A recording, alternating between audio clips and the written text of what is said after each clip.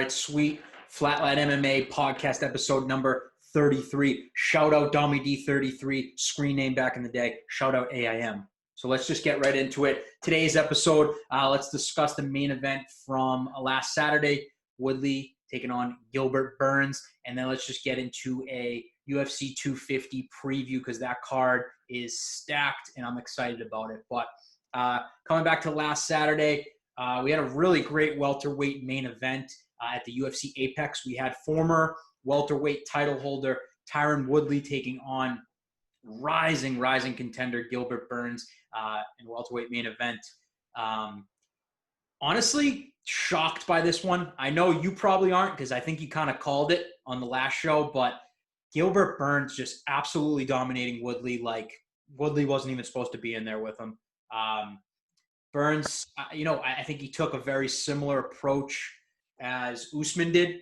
I think he just kept the pressure on Woodley, and Woodley was overwhelmed. And I think Woodley had a hard time just picking and choosing his shots. I think he was a little, shy on the trigger, and I think that's how he was in the Usman fight. Not sure what happened, but Gilbert Burns, a dominating decision win over, what some believed were a couple wins away from being the welterweight GOAT, which is crazy to think about. But Kev, overall, what'd you think about the performance by Gilbert Burns? Because it was impressive, man.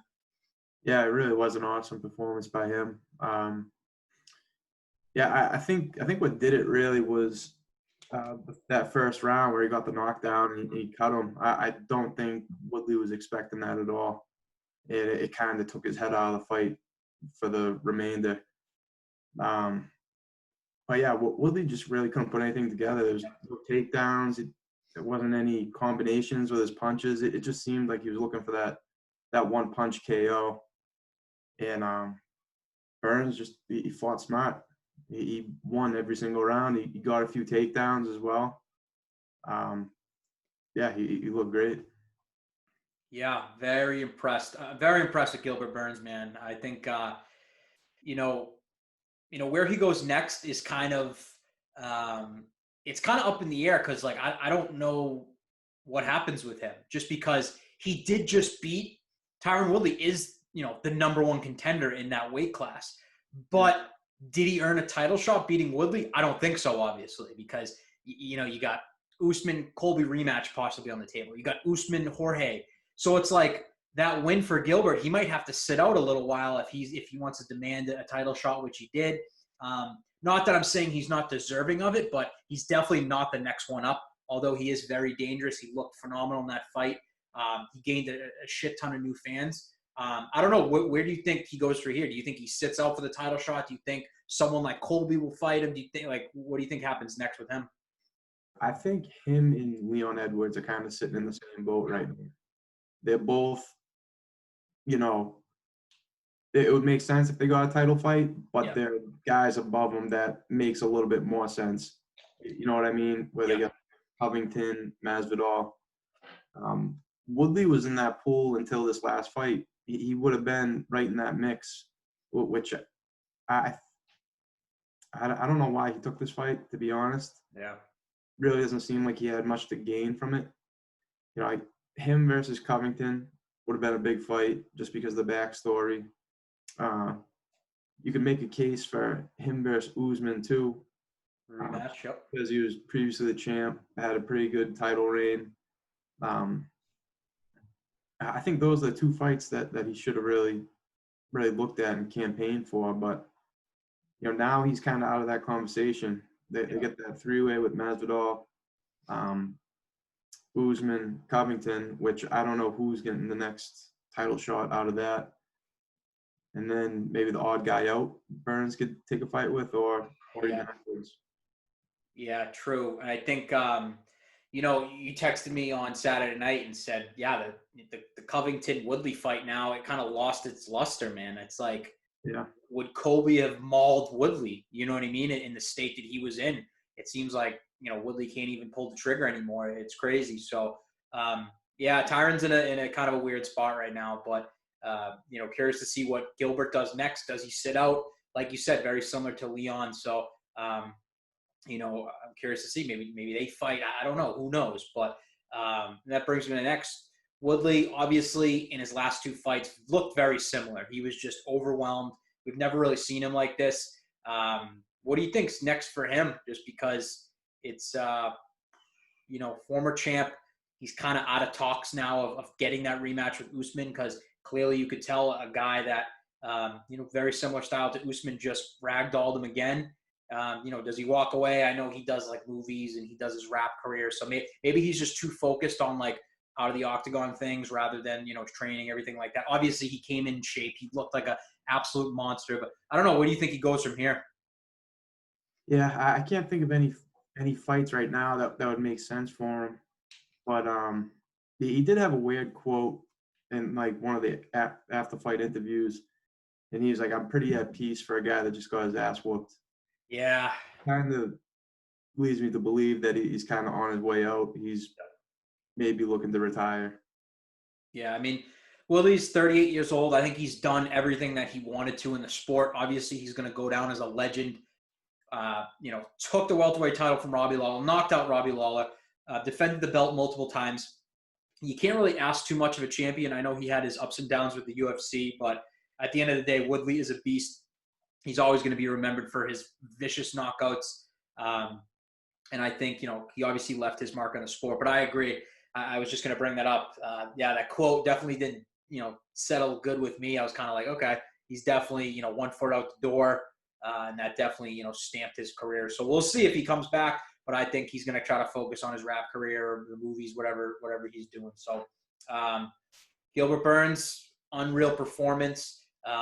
First fight night at the Apex, which I thought was interesting. It kind of was like an episode of, The Ultimate Fighter or something like that. I think I'm starting to get used to, the no fans now, to be completely honest. I think it's kind of the norm. You know what I mean? So I don't even think it's weird anymore. So I think it's pretty normal for us fight fans to kind of hear the no fans. But great event. Obviously, there was some other phenomenal fights on here. We won't go through all of them because I want to get into some UFC 250 talk next Saturday. We got another pay-per-view, UFC 250, being headlined by the GOAT, Amanda Nunes, taking on Felicia Spencer for the UFC featherweight women's title. Overall card is just amazing, main card in particular, but just to kind of point out some early ones, which I think jumped off the page for me and you.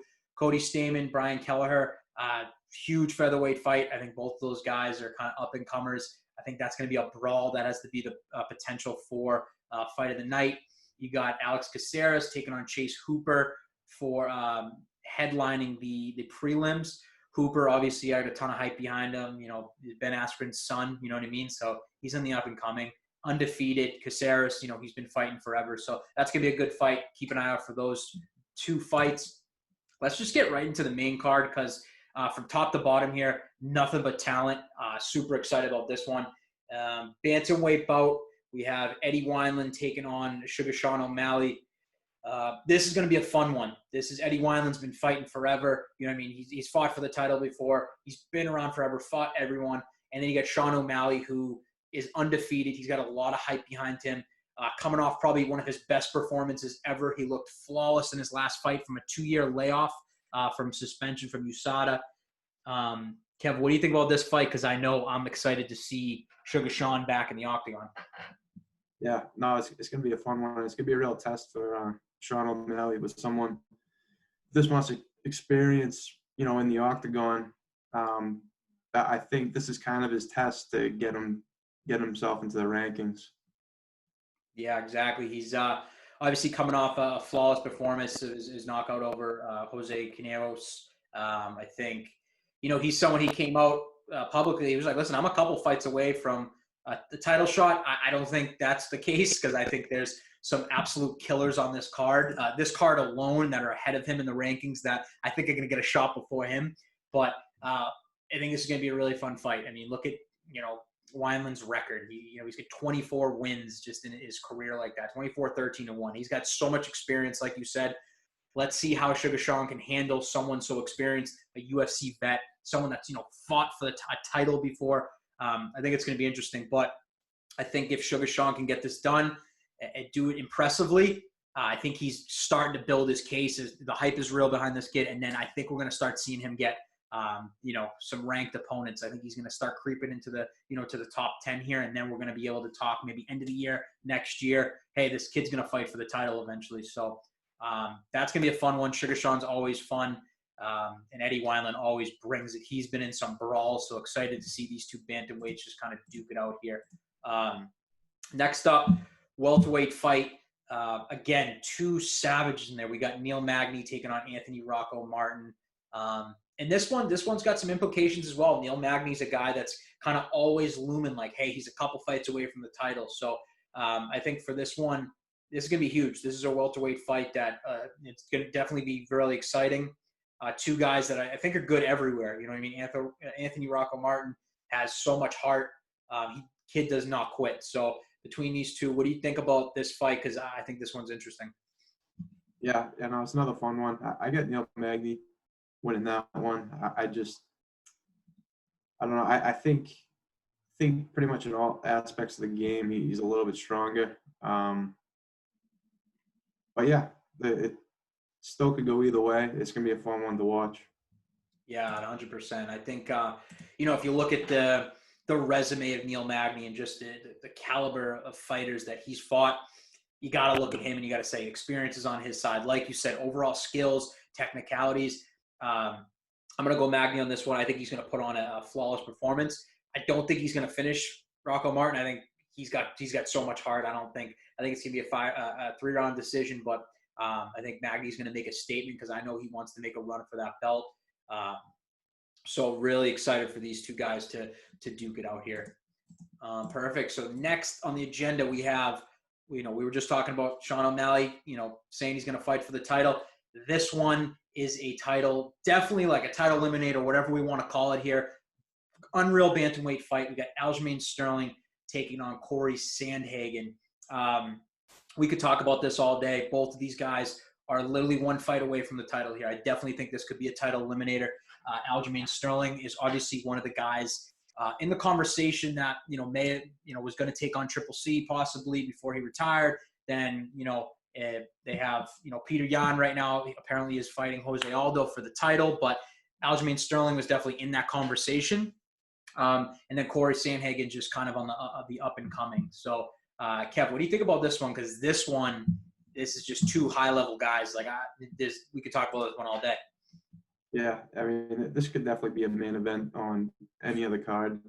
Yeah, two of these guys are great. I love Sterling. I think I'm going to take him in this one.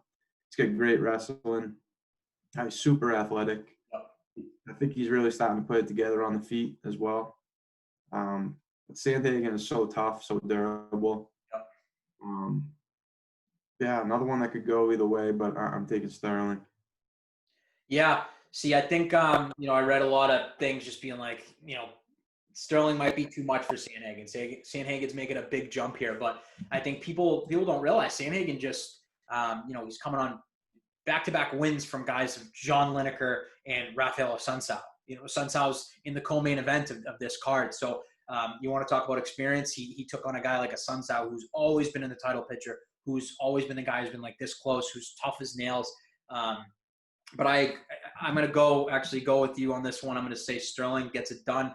I think, Sterling is so close to this title shot, and I don't think he's going to give it up. Sandhagen, definitely not sleeping on him. I think he's someone that, I do think, he's probably going to lose this one to Sterling, but I think he's going to come back stronger and definitely make a run later at the end of the year, beginning of 2021, because the kid is impressive. He's on a 6 or 7 fight win streak, I believe. So obviously you got to put that into consideration. Anything can happen in the fight game, but I know we've talked about this one. This one's going to be exciting. So super stoked to see these two guys duke it out. Next up, this card is just filled with talented bantamweights. A guy we just spoke about. We have Raphael Assuncao taking on the former bantamweight champion, Cody Garbrandt. Again, another fun one. Obviously, Cody Garbrandt coming off of 3 straight knockout losses here. So he's kind of looking to redeem himself, get back right into the title picture because, obviously we all know how talented Cody Garbrandt is. He can put your lights out with one shot. We've seen him do it his whole career. We've just kind of seen him be just too wild. We think he's been too over-aggressive. He gets too angry easily, and we've seen, he puts his chin out there, and he definitely tests his chin, and it definitely hasn't held up to some of the hardest hitting, 135-pounders, TJ Dillashaw, and then Pedro Munoz. Taking on Assuncao, who, like I said, this is a guy, he's been in the fight game forever. He is on a 2-fight skid, but his line of work, he defeated TJ Dillashaw. He's got guys on there, Brian Caraway, Rob Font, Marlon Moraes he's beaten. So you can't overlook Assuncao. I think he is the favorite in this fight, but I think this is going to be an absolute dogfight. Cody's got something to prove in this. Assuncao's on a 2-fight losing streak. He's got something to prove. Kev, let's dive into this one. What do you think? Yeah, Cody it depends on how he comes out, to be honest. If he hasn't changed his game plan or how he fights at all, it could be in some danger. Mm-hmm. He got knocked out in his past 3 fights. That's got to be weighing in his head a little bit going into this one. It's a tough thing to bounce back from, but I give him the advantage with the striking. And Assuncao, it seems like he gets mostly decisions. Yes. So I think this is a pretty good fight for Garber, where the risk of a knockout is a little bit lower. It's still there, but it's a little bit lower than with some of the other guys in the top 10 in this division. But as to who I pick, I think I'm going to go with Assuncao, to be honest. Okay, didn't expect that. I think Garber is too much of a wild card. I think once the fight gets going, maybe, he might walk in with a different game plan, but I think once the fight happens, he's just going to revert to old ways. And we kind of saw that with his past fight where he got knocked out, where he got rocked and he just immediately just wanted to stay in the trade instead of get out of range, recover a little bit, and then regroup. I mean, he even had who did he fight in that last one? Pedro Munoz. Yeah, he had him in trouble. He knocked him down. Yep. So he still got the power in his hands. He's still got the accuracy. He still got the skill. It's just I think he needs to fight a little bit more tactically. I don't think he's going to do it here, to be honest. Okay. Yeah, I didn't expect it. I know you used to be a big Cody guy. I'm going to go Cody on this one. I just think, he switched camps. So he's working with Mark Henry right now. So obviously Mark Henry, legendary coach of Frankie Edgar, Eddie Alvarez. So I think he's got something brewing. I think we're going to see, obviously Cody's got an extensive background in wrestling. So are we going to see Cody wrestle for the first time instead of standing and banging? Who knows? I think Cody's got something to prove. And when Cody's on, he's on. We've seen that against Dominic Cruz. We've seen that against his first 11 opponents. Cody went 11-0 with, basically finishing everyone in his sight. He's an absolute monster. Obviously, TJ Dillashaw, those 2 losses definitely took a toll on his career, his chin, and then the Pedro Munoz loss. Like you said, that's going to be following him coming into this fight. But I think when you work with a coach like Mark Henry and someone who's, very wrestling oriented, I think Cody's brewing up something. I think he's got something to prove. And to be completely honest, I'd love to see Cody back in the, in title contention. He was good. He was fun to watch, right? He was flashy. What he did to Dom Cruz was, that's going to go down as one of the greatest championship performances ever. I didn't expect him to do that to Dom Cruz. So I think Cody's got something to prove. I think he's going to get an early, I think I don't want to say early knockout because I do want to see him his other tools. We never really seen him wrestle in the UFC. We never really saw his ground game. It's been him knocking everyone out in the first round. You know what I mean? So I hope this goes 3 and he can kind of, grind out a decision win. We can see him use his wrestling, see him use his jiu-jitsu, use everything other than just standing in the middle of the octagon windmilling. You know what I mean? So I'm going to go Cody on this one. I want to see him get some redemption. I want to see him, who knows? Maybe he gets a third fight with TJ when he comes back. And I think that would be another fun fight. The first 2 ones were fun. So who knows? We could see that. But that's obviously going to be a fun fight in the co-main event. Curious to see who comes out a winner there. Now let's just get right into it. We got the main event. We have Amanda Nunes taking on Felicia Spencer for the women's featherweight belt.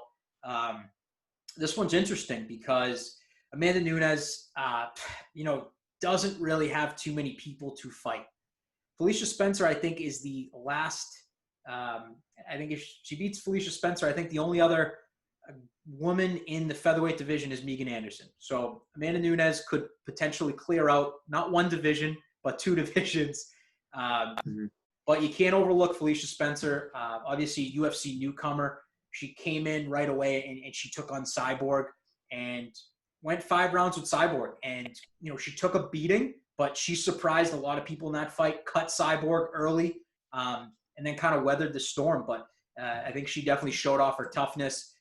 She's very good on the ground. Her ground and pound is crazy. We saw that in her last fight, and she's tough as nails. So I know she's confident coming in here, but when you're taking on Amanda Nunes, who has, look at her resume, who she's beaten. She got Miesha Tate, Ronda Rousey, Holly Holm, and Chris Cyborg, all finishes. It's hard to bet against Amanda Nunes, and I think we're going to see the same result here. To be honest, I think she hits harder than Cyborg. I think she's going to put Felicia away. I think Felicia's going to be a little over-aggressive, trying to go in for, the takedown, and I think Nunes is going to put her away first and second round. So, Kev, get into this one. What do you think? Yeah, like you said, it's tough to bet against Nunes because we really haven't seen any weaknesses in her game in any of her past few fights. I mean, she went toe-to-toe with Cyborg and knocked her out. It was absolutely insane. And I don't know how you prepare to fight Nunes. Like, what's the game plan? What's the weakness that you attack? All these fights start on the feet. Felicia's going to have to deal with a barrage of punches before she can get a takedown or work the cage or anything like that. So I got Nunes in this one. You think it's going to be a finish? Yeah, I think it might be a stoppage. Yeah. Yeah. Stoppage, yeah. Yeah, I could see that. I think Amanda, she's at the point now where she's just at legend status. So, this win is just going to add to her, and I think that fuels her, man. I think she wants to be no one to touch any of her records, anything that she has. This will, if she wins this, beats Felicia Spencer, she'll be the first double champ to defend both belts, which is history in itself. I think she wants that. I think she's going to make this look easy, to be completely honest. I think we've never seen anything like her before, so I think she's going to put her away. And then it's just what's next for her? Do you do the Shevchenko trilogy now or no? Because I feel like Valentina is heating up. Like, Valentina is going to go on this amazing run. I don't think that you make this trilogy because say Valentina loses again. That's kind of like, all right, at this point, the only person that Valentina is going to lose to is Nunes. And then she's going to go on this incredible run. Is that the fight you make next if Nunes puts Spencer away? Or I don't know. I just think there's not too much that she needs to prove anymore. Yeah, I mean, there's really nobody else that makes an interesting fight. Yeah. You know what I mean? There's, man, I don't know. I don't know what she does because there's really no one else. Megan Anderson, that's the last featherweight that would be in contention. Yeah. Yeah, how old is Nunes? Wow, that's actually a good question. It might just make sense for her to just take some time off. She's only 32 years old. It's insane. Yeah, just let the division do whatever it does. And then, if there's an interim champ that emerges in the middle, maybe come back. But I don't know. I mean, she's beating everybody. Yeah. Yeah, I would love to see her versus Cyborg again, but like Cyborg's in. Yeah. I don't know if she got signed to another. She's in Bellator, yeah. She's in Bellator now. Yeah. Yeah, I mean, I think at this point you got to start thinking about stuff like that, like some cross promotions fight. You know what I mean? Like in Bellator, she fights someone in one. At this point, it's we've never she's at the status of like John Jones, where like there's always contenders in the light heavyweight division, but the featherweight women's division is so new that there's not that many fighters in it that she's just cleaned it out. So it's like if she wins this one, I didn't even think of it. I agree with you. I think she walks away and she just says, let me get a challenge here. You know what I mean? Let Valentina build up 6 more fights, 4 more fights, whatever it is, and then they do the trilogy. But at that point, Valentina would be on an absolute tear of a run, and then Nunes can kind of just sit back and just see how things play out. Obviously, she's going to defend both belts, which is, I think that's her goal. Who knows? Maybe she'll walk away after this fight. I have no idea. So we'll see. Yeah, I mean, one possibility too is Kayla Harrison ever came into UFC. Ooh. Because she's kind of making a name for herself over in the PFL. Yes. So she continues to do that over the next year or so, gets signed with the UFC, makes a name for herself here. I think she's going to be one of the next, top female stars in MMA. But I know that they were training partners. They were both working at the same camp for a while. So I don't know if that'd be a fight that either of them would take, but it would be someone like a Kayla Harrison that I think would interest, Nunes to fight again. Yeah, no, I agree. And I think obviously the PFL season got canceled this year. Kayla Harrison did say that she's like, I'm going to fight. So I don't know if that means that she's kind of being a free agent right now and she's going to sign with whoever. I know she obviously just made $1 million off of the PFL tournament. She's probably sitting good for money right now, but I know she's itching to fight. So I think that could be a name. Who knows? The UFC could maybe sign her for, couple fight deal, whatever. It's really the only fight that, like you said, that I can think of that would be exciting to watch. I think that would do numbers in pay-per-view. Just because of the size of Kayla Harrison. You know what I mean? Like Nunes is a big girl for the featherweight division. Kayla Harrison, I think Kayla Harrison's bigger than Nunes, right? She's a big girl. Yeah, she might not have the reach, but yeah, definitely like just size. She's just really, just like really thick, like muscular. Like she's really big for that division. Yeah, she's a savage. Obviously, both of those girls are savages. But obviously, we don't want to overlook Felicia Spencer. Anything can happen in the fight game. Her ground and pound is nasty. So we obviously saw, Nunes get taken down in the GDR fight, but obviously she overcame the adversity and ended up just grinding out a dominant decision. So I think let's not overlook Felicia. She's obviously a great fighter, and she wants that gold, and what better way to spoil an Amanda Nunes party than do it when she's trying to defend her second belt and be the first to ever do that. So overall, it's going to be a great fight. Overall, UFC 250 is a great card. We got some big names on here, a lot of important fights. We got a lot of prospects that can make themselves contenders. UFC 250 is going to be insane, and that is at the UFCApex. Again, it's on pay-per-view live Saturday night. Kev, what you got? Anything else? Nah, that's it. Until next time, Flatline MMA. Peace.